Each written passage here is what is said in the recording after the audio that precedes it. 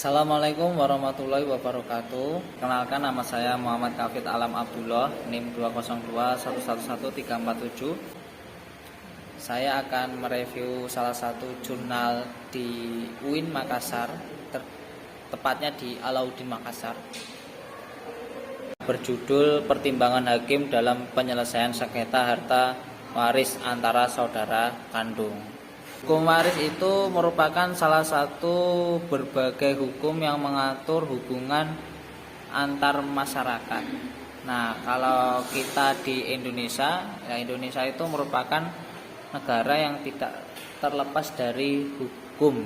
Nah, kita menengok dulu setelah proklamasi tanggal 17 Agustus 1945 itu esok harinya tanggal 18 Agustus 1945 itu terjadi pengesahan Undang-Undang Republik Indonesia 1945 sebagai dasar negara. Nah, ini menunjukkan bahwa Indonesia ini betul-betul tidak terlepas dari hukum.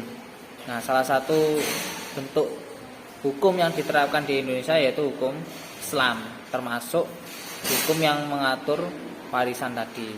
Harta waris menurut KUH Perdata adalah hukum-hukum atau peraturan-peraturan yang mengatur tentang apakah dan bagaimanakah pelbagai hak dan kewajiban tentang kekayaan seseorang pada waktu meninggal dunia akan beralih kepada orang lain yang masih hidup.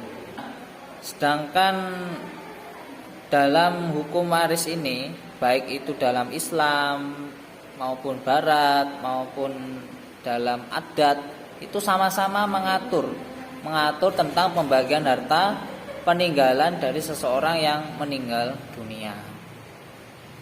Nah, perlu diketahui juga hukum waris ini terdapat tiga unsur pokok ini harus termuat dalam hukum waris.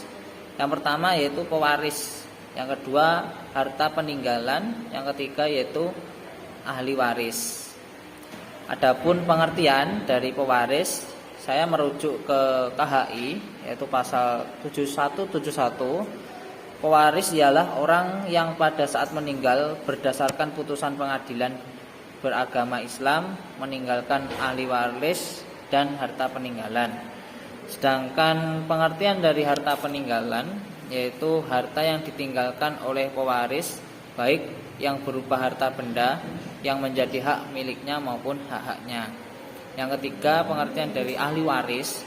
Nah, ahli waris ini ialah orang yang pada saat meninggal dunia mempunyai hubungan darah atau hubungan perkawinan dengan pewaris, beragama Islam dan tidak terhalang karena hukum untuk menjadi ahli waris.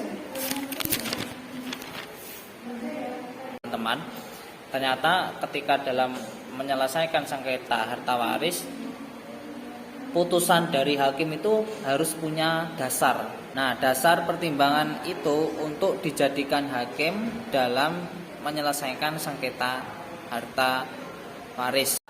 Hukum waris ini merupakan hukum yang betul-betul wajib dicari di ajaran Islam, karena Nabi pun pernah bersabda, al-ilmu salasatun wa masiwa dzalika fahuwa fadlun ayatun muhkamatun au sunnatun qaimatun au faridatun adilatun. Jadi ilmu yang wajib dicari itu ada tiga. Selain tiga itu keutamaan.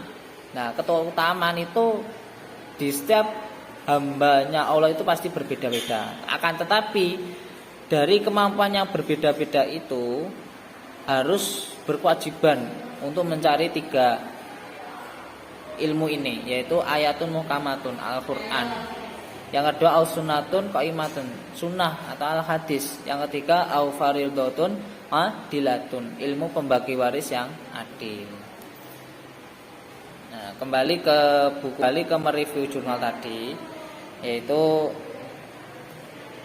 hakim itu dalam memutuskan setiap perkara sengketa itu harus mempunyai dasar pertimbangan. Nah, menurut jurnal di sini, pertimbangan dari hakim dalam mengambil suatu pertimbangan, beliau ini mengambil sistem penyelesaian secara kekeluargaan. Nah, pertimbangan sistem kekeluargaan ini tidak terjadi kendala karena pada umumnya memang ketika ada sengketa waris, pasti setiap hakim itu akan mengambil sistem kekeluargaan dalam menyelesaikan sengketa.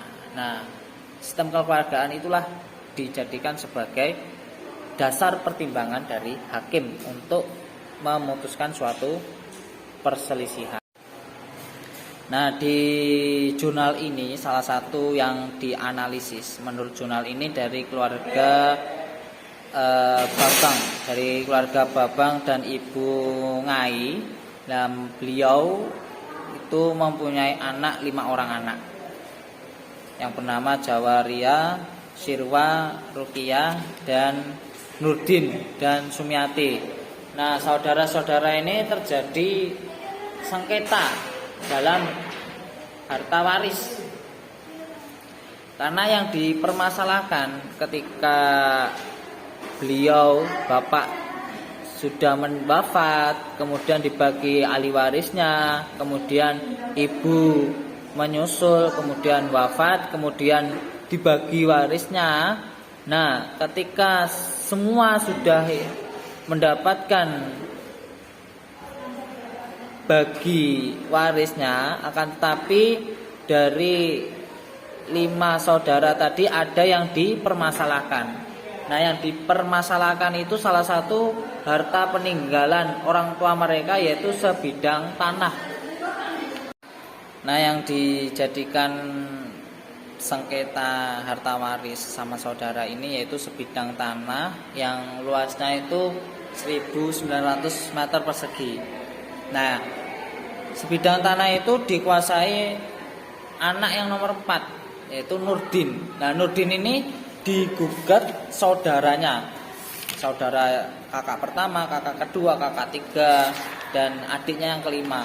Nah, itu semua menggugat Nurdin, saudara yang nomor 4, karena tadi keempat saudara tidak terima kalau sebidang tanah 1.900 meter persegi itu dikuasai oleh si Nurdin. Padahal kalau secara hukum waris, keempat tadi seharusnya juga menerima harta waris tersebut. Akan tetapi si Nurdin ini menolak, maka akhirnya membuat 4 saudara ini menggugat ke Nurdin.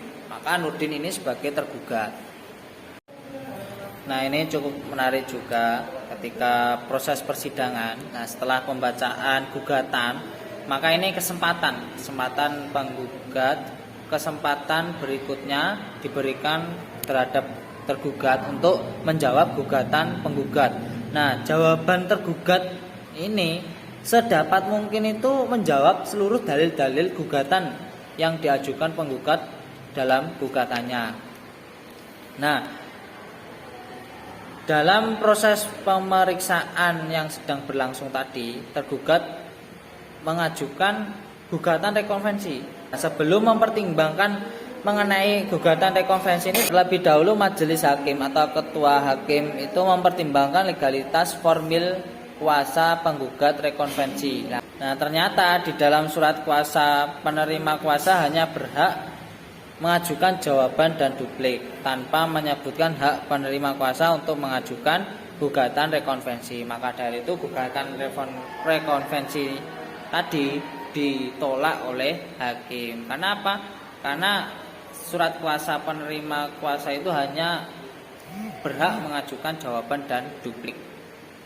Cukup sekian dari saya. Bila ada kurang lebihnya, saya dalam mereview salah satu jurnal di salah satu UIN di Makassar, yaitu Alauddin dari Mahas. Cukup sekian penyampaian saya dalam mereview salah satu jurnal. Bila ada kurang lebihnya, saya mohon maaf yang sebesar-besarnya. Akhirul kata, wassalamualaikum warahmatullahi wabarakatuh.